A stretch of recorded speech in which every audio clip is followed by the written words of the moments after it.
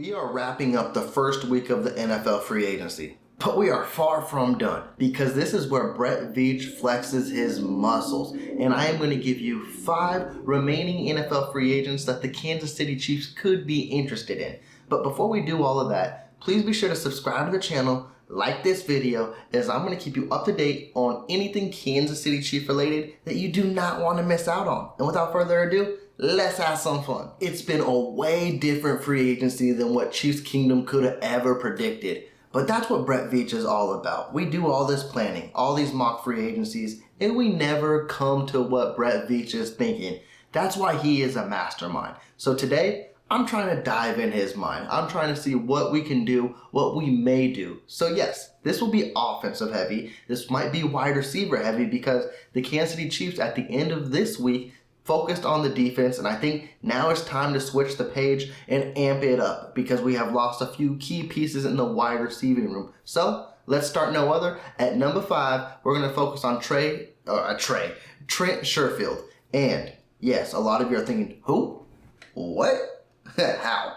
Trent Sherfield, I think, is a guy that Brett Veach would have his eyes on for the fact Chiefs Kingdom don't even know about him. So a lot of the league may not either, and he may be one of those guys that fly under the radar. And that fits the envelope on what Brett Veach loves.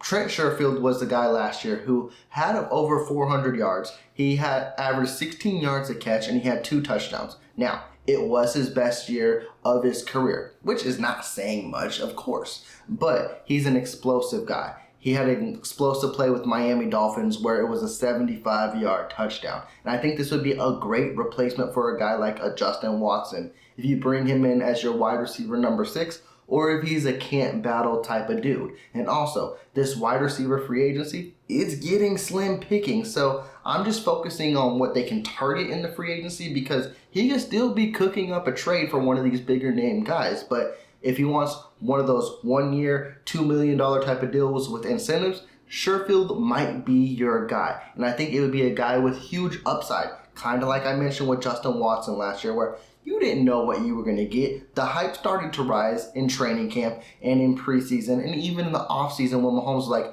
who is this white boy running so fast? Sherfield may have that same impact. All I know is it's time to basically regroup this wide receiver room because now you're down to Kadarius Toney, Sky Moore, and MVS. It's time to add some bodies in that room, and let's get some speed, and let's get some talent, and let's build forward with it. Of course, we are focusing on and staying in the wide receiver group, and I'm going to go with someone who is really familiar with the Kansas City Chiefs and with anyone in the NFL fan bases, and he is probably the number 1 wide receiver available right now, which is DJ Chark. And he had basically, I don't want to say a bounce back year because it wasn't the greatest year, but he started looking like himself in the better half of last year. He had over 500 yards and 3 touchdowns. Now, if you could add DJ Chark in to be like, I don't know, a possession, speed guy, your number 3 or 4 wide receiver, that could be good value. And specifically for a time right now, too, where Brett Veach, he's looking at those 1-year prove-it deals. You want to win a Super Bowl? You want to play with Patrick Mahomes? I got a deal for you. We can try to get you a ring. And I think DJ Chark fits that bill. There was glimpses, as I mentioned last year, where he kind of looked like he did 3 years ago where he had 1,000 yards. Now, are we going to get that type of DJ Chark? Probably not. But you're not paying that type of money for him either. You're paying for him to be a rotational piece in your wide receiver room where he comes in and you hope you get a splash play. That's what you're looking for in this point of the free agency. You're not looking for a number 1 wide receiver. That's what is maybe in the draft or also as trade candidates as well. Who's available right now in free agency will not be your wide receiver number 1 or your top target. They will just get you really good possessions and they will try to break the top off of the defense. And DJ Chark is a perfect example of that type of dude. And if anyone can help basically resurrect his career, because he basically showed life last year, if he wanted to take it up another level, it's the Kansas City Chiefs, it's Andy Reid, and it's Patrick Mahomes. And I do believe he would fit into this offense perfectly. But with that too, we just got to see how it moves. Because as I mentioned, it's going to get very, very interesting. Because I do believe the Kansas City Chiefs are going to focus on wide receiver next week. Or even this weekend. I just don't know what route they are going. But watching the first week of the free agency, it lets me know, or at least I believe, that the Kansas City Chiefs will be targeting a wide receiver in the draft early. So you would add depth. And I think DJ Chark is a perfect example of a depth guy right now. Now, I kind of want to give myself a huge pat on the back at this moment because I went this whole free agency without bringing up this one player, and Chiefs Kingdom loves to memorize and hope that he comes back. But I think it's time to basically bring the noise back and silence the crowd and raise the volume. And the Kansas City Chiefs may be interested in Kareem Hunt.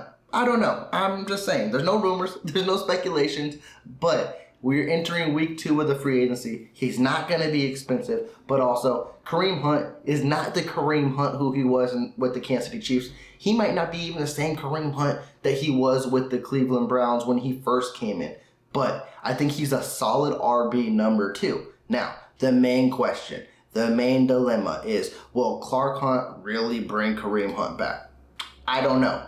But I think as the weeks go on, and if Kareem Hunt is still a free agent, it might be enticing the Kansas City Chiefs at this point to throw a 1-year deal at him, a prove-it deal, and see what you can do. And also, just imagine a backfield with Isaiah Pacheco and Kareem Hunt.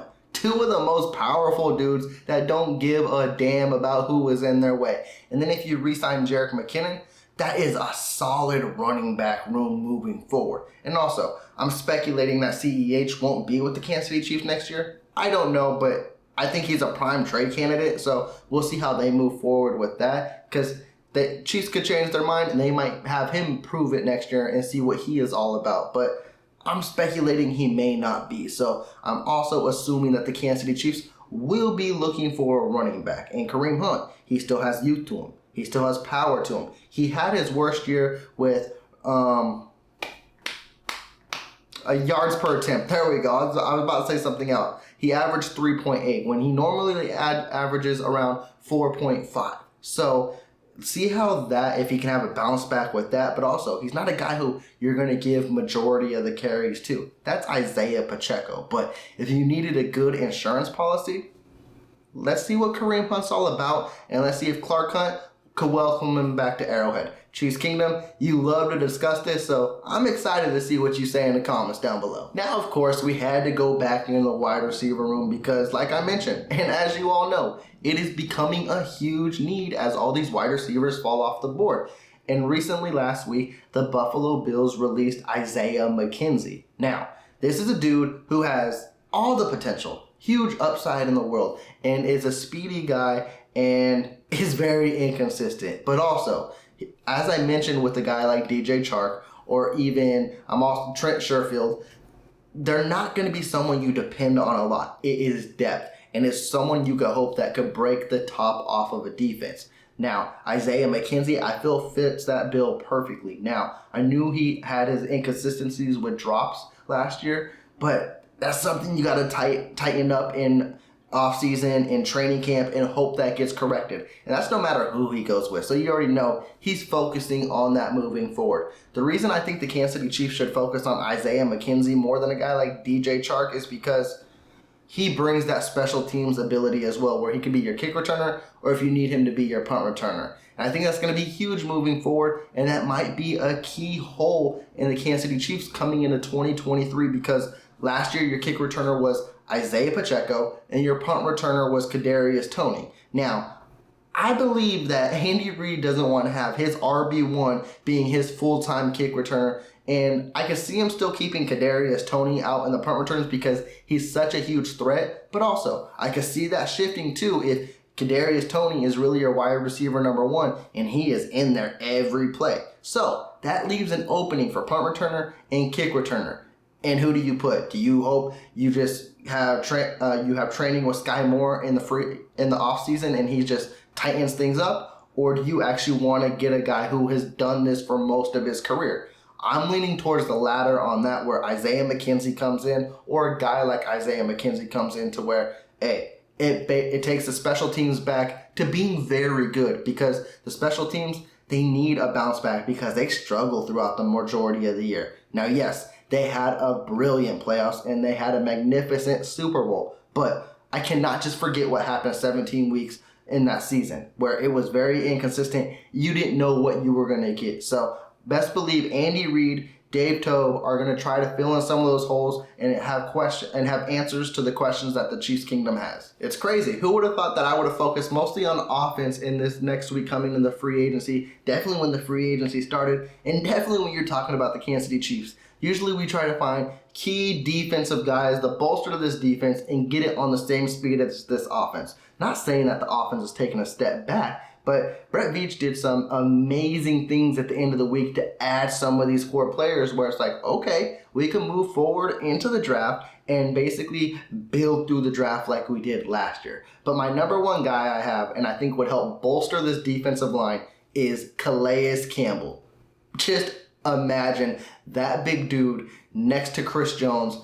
Teams would struggle with that immensely. And also, that gets you basically the liability, not the liability, but what is the word I'm looking for? Is it liability?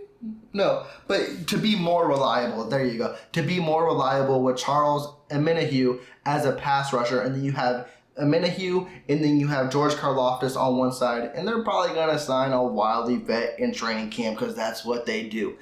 You have Omenihu, Campbell, Jones, and Karlaftis.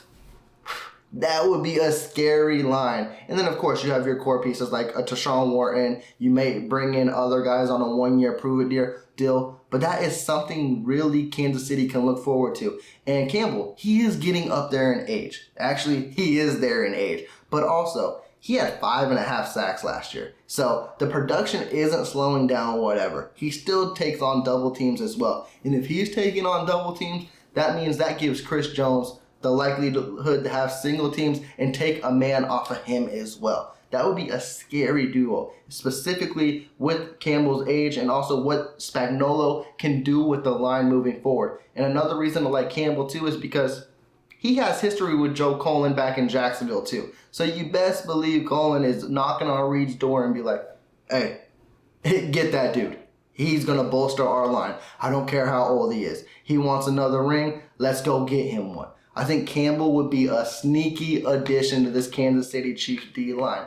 But with that, Chiefs Kingdom, before I do close this out, I wanted to say we are officially on the road to 1,000. I want to say I really appreciate everyone who has been checking into this channel, subscribing to this channel. We have been blowing up within the last week, and it's really meant a lot to me. So I do appreciate everyone that's been checking in, commenting, and supporting the channel. Trust me, it doesn't go unnoticed.